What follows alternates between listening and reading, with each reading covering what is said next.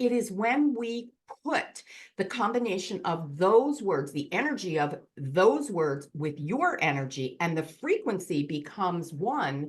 And I, as the master intuitive, right, begin to look inside of you, your energy field, past life, present life, and I can see where you're stuck. It is an incredibly fascinating process. I cannot take credit. Spirit downloaded it to me one morning while I was sipping my coffee. And to my knowledge, I don't know if there's anything out there like it. And I'm going, okay, what do I do with this? And I'm led here. Welcome to the Business Ownership Podcast, brought to you by Awareness Strategies, helping you navigate the waters between entrepreneurship and ownership.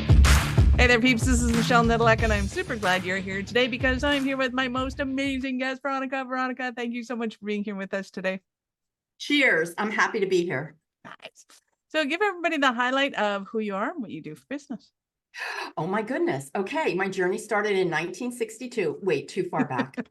I was born at the intersection of mental illness and alcoholism. Yes, I'm a survivor and a thriver. In 1996, I didn't want to live anymore. I thought I had the say over that. And so I tried. It didn't work. And here I am. My journey to spiritual development happened in that moment with the car filling up. And so I am, to date, a master intuitive. Yep, I've been a professional intuitive psychic medium for the last 18 years.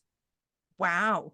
So did something get knocked while we had the car accident, or how did this miraculous thing just happen? You know, it's funny because if there's anything that I know, and write this down, anybody listening, write this shit down because it's powerful. You have to laugh. If you don't laugh, you will go insane. So in that journey of trying to unlive myself, right? I had an epiphany. I had an awakening, and it led me to my entrepreneurial journey. In the long run, it was the best thing that ever happened to me, as was the upbringing. So wow. So now fast forward, what do you do and how do you work with people?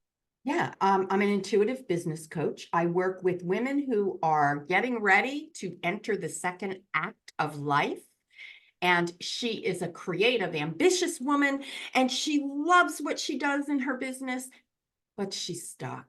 She hit the ceiling creatively, her vision stalled, and guess what?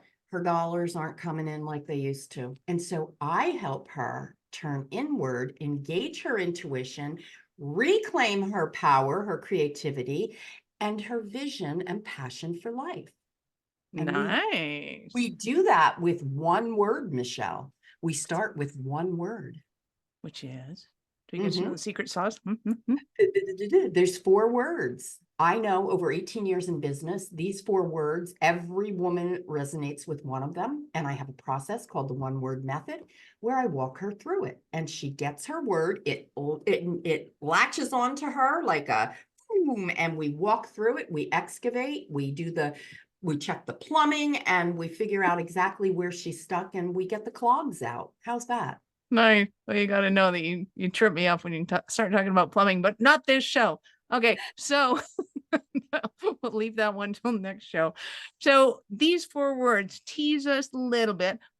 How did you come to decide that there were 4, and kind of what might be some attributes or something of them?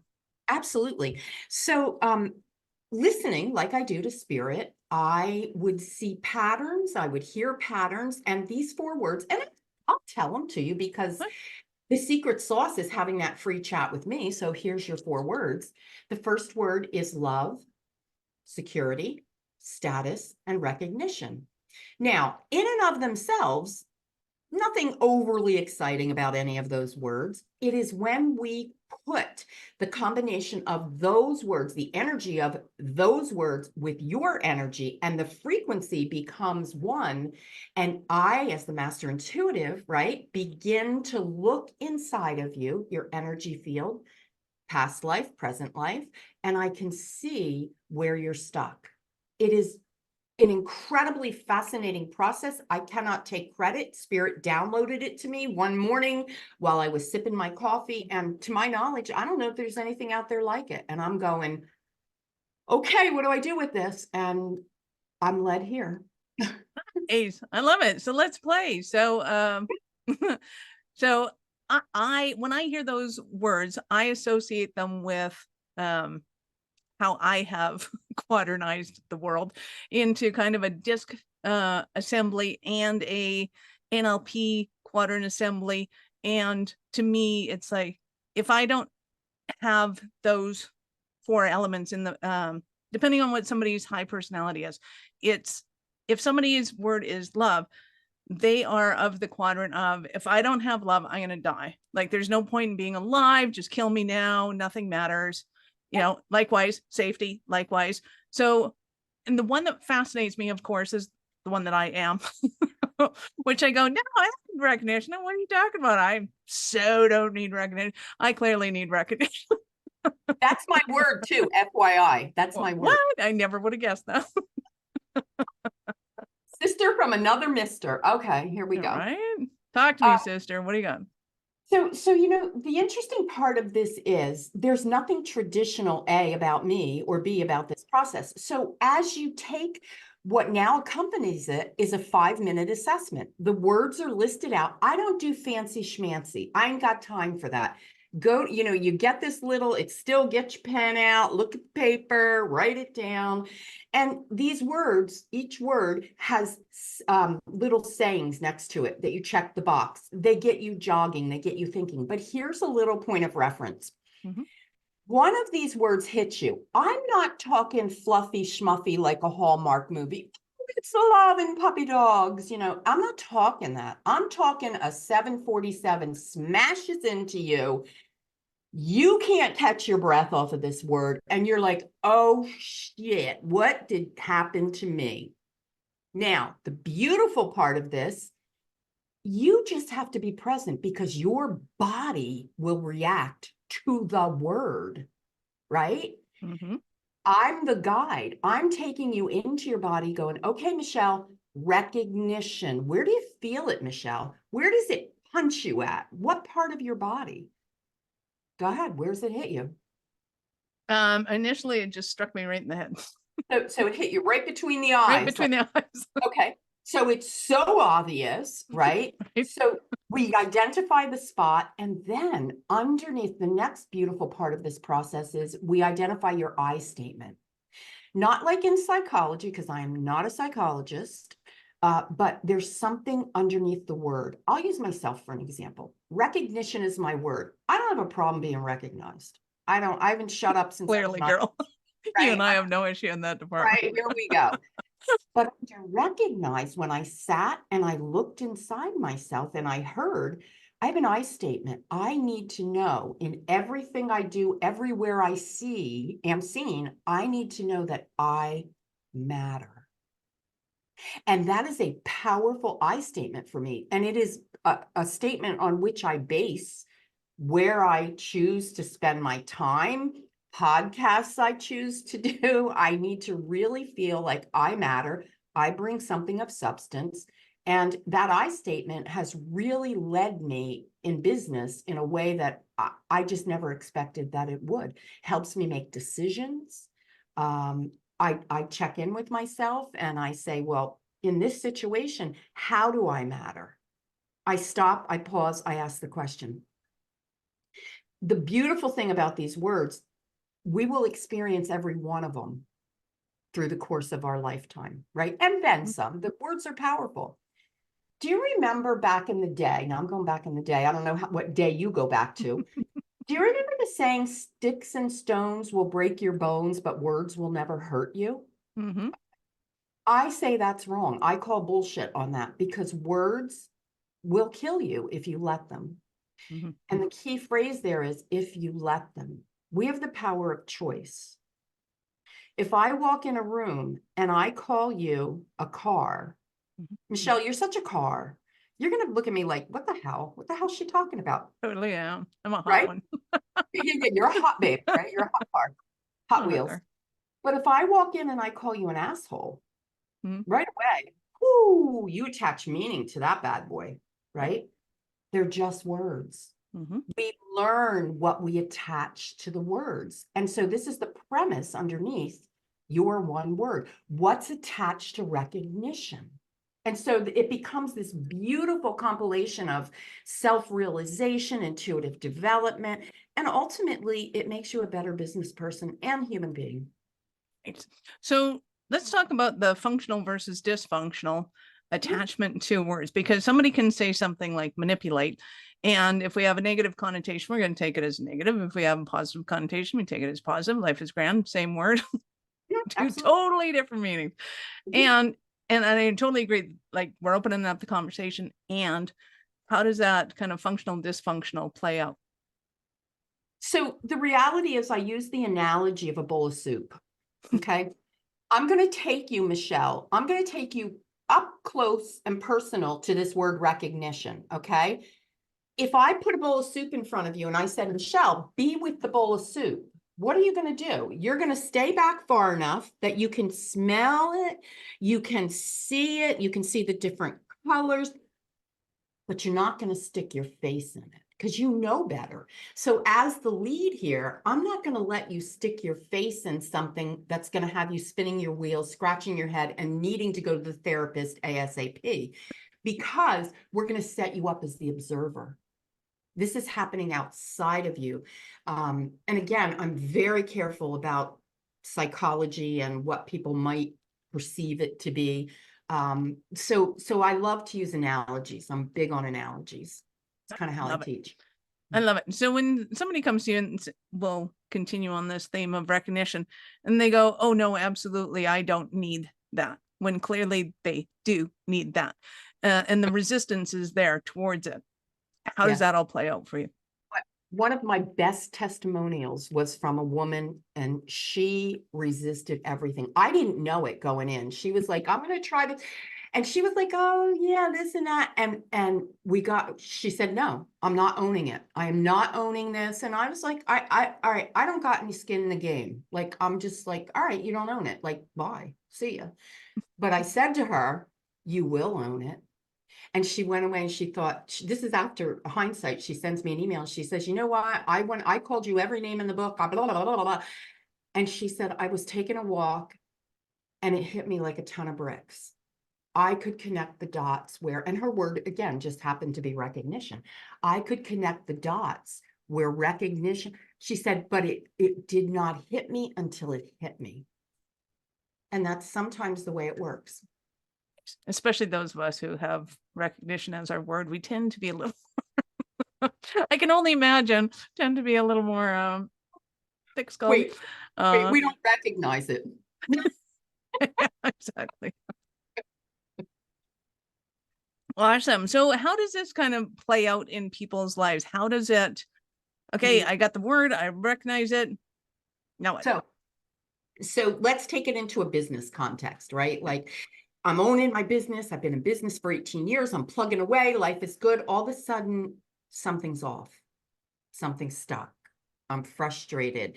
Nothing's working anymore. I can't seem to get a break, right? All those things that a seasoned business owner who really had it going on, and now she just doesn't, she has really nowhere else to go because the world beyond her out there is freaking noisy. Everybody has their solution. Do this, do that. No, you have to market this way and you have to, and everybody's telling her how to bring her business back. And with this process, the only gauge you have is you and your physical body.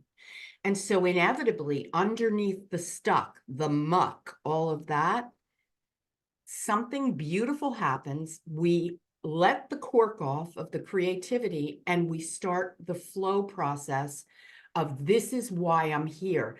Inevitably, she's in 2.0, second act of her life.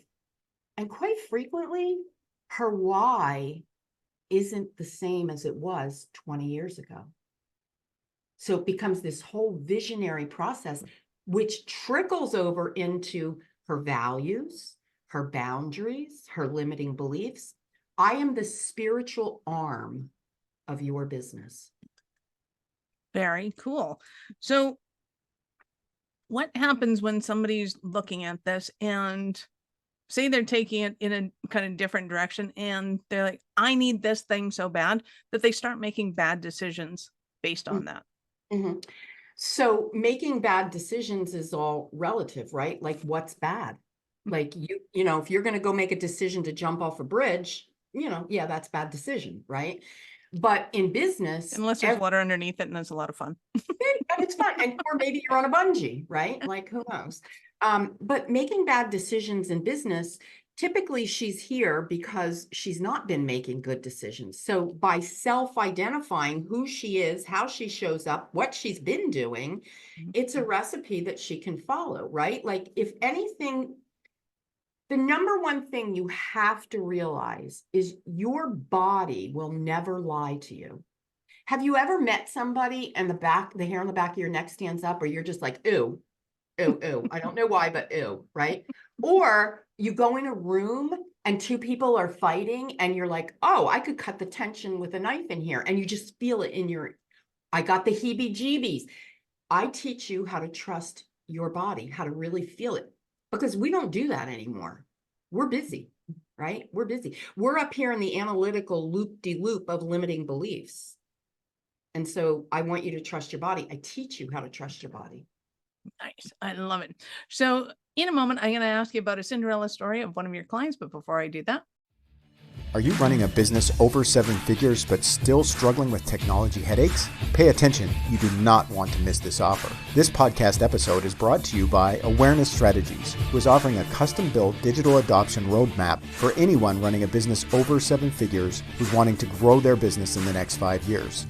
And it's not just a roadmap, they offer full implementation as well if that scares the out of you. Check out awarenessstrategies.com/roadmap for more details today. The link's in the show's notes. Don't regret not doing this. Do it now. That's awarenessstrategies.com/roadmap. so I am super excited to hear about a Cinderella story of one of your clients. Well, I so happen to have one. Hey, I have attracted, maybe not by coincidence, a lot of psychotherapists for clients. And one in particular comes to mind, and she has been a psychotherapist for 25, 30 years, in the trenches, getting fed by the insurance company, all the quote unquote luxuries. And she knew that, but she was miserable. Right. And she just didn't want to march to that drummer anymore. And so we did this work where we peeled back the layers.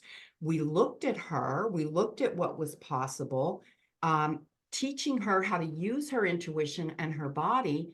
She left the traditional field of psychotherapy and now runs a holistic practice where she teaches and she brings people to the awareness there's more than the 5 senses. So I was like, yes, that's the therapist I want. But she couldn't take the red tape and the bureaucracy anymore. I also have a family physician that has left traditional medicine, an anesthesiologist who has left the practice of that to do something else because the need to bring the holistic pieces together is stronger. We're coming into that right now. This is where the world is heading. And I'm so proud to be part of the journey. Nice. I love it. So, so being able to, or for the listeners out there, if you're in a spot where they're, really frustrated with what's going on, they hate the bureaucracy, they're hating the politics, they're hating the gossip and all the stuff that kind of goes along with what they might be doing right now. And they're going, hey, there's got to be a better way. But it seems really out there and woo-woo. How am I really going to make money doing this? Are there any other stumbling blocks that somebody might be having and they're thinking, oh my God, Veronica, I need you so badly? They would show up repeating behaviors over and over, doing the same thing. So it really has to begin with, are you willing to become self-aware? Are you willing to step back and look into that bowl of soup instead of falling headfirst into the bowl of soup? And evidence of behaviors that are looping are same results. I'm waking up every morning. The movie Groundhog just came to my mind. It's like over and over and over. And yet she's looking outside of herself to place blame, to find solutions, and it just isn't working. So Nice. I love it. So I know our listeners are going to want more from you. How did they start that journey with you? I am Googleable, number one. Googleable. That's a good one. But veronicadrake.com. My name is everywhere. I don't mean that arrogantly, but again, Googleable. But my website is veronicadrake.com. Message me, shoot me an email, support@veronicadrake.com. I love talking. Who knew? Yeah, let's hook up. Let's chat. Thanks. I love it. So we will, of course, have all of Veronica's links in the show notes. So go ahead and scroll down, click on links, open up in a new browser because we're not done yet. So Veronica, I get to ask you, at what point in life did you know you're special kind of crazy enough to think that you could become an entrepreneur? It's funny because, hey, Michelle, as luck would have it, I'm writing a book. Hey. And so in writing this book, and it's Stop Howling at the Moon is the title with a beautiful subtitle because you shouldn't howl at the moon. I'll tell you, it wasn't until I was in my 40s because I was living on that roller coaster of everybody's belief system. I was letting everybody's definition of me rule my life. And I was like a caged lion. I'm just like, just open the door. I want to come out. And so I came out. I came out as this crazy, loony, intuitive who knows things, right? I make a great living at it. And my father, God bless his soul, Fred Flintstone, told people that I blow smoke up people's ass for a living. That was my father's definition of what his daughter does. And I knew in the moment when he said that, and I had no reaction to it, I was home. Nice. I love it. Yes, parents are a wonderful oxymoron to overcome. You have been absolutely awesome. Any last words for our peeps? You know what? Listen, life is a shit show. Own your shit show, and it'll go much smoother. I love it. We're totally going to have to rate this show, but that's okay. So I loved every minute of it. Veronica, thank you so much for your time. I appreciate it, and I know how valuable it is. Thank you. Awesome. Peeps, this is Michelle Nedelec. Thank you for being here with us today. Be sure to subscribe to the show, share it with your friends. And if you like this episode, you're going to love what's on the Little Blue Pill for Business. So go check it out. Are you running a business over 7 figures but still struggling with technology headaches? Pay attention, you do not want to miss this offer. This podcast episode is brought to you by Awareness Strategies, who is offering a custom-built digital adoption roadmap for anyone running a business over 7 figures who's wanting to grow their business in the next 5 years. And it's not just a roadmap, they offer full implementation as well if that scares the out of you. Check out awarenessstrategies.com/roadmap for more details today. The link's in the show's notes. Don't regret not doing this. Do it now. That's awarenessstrategies.com/roadmap.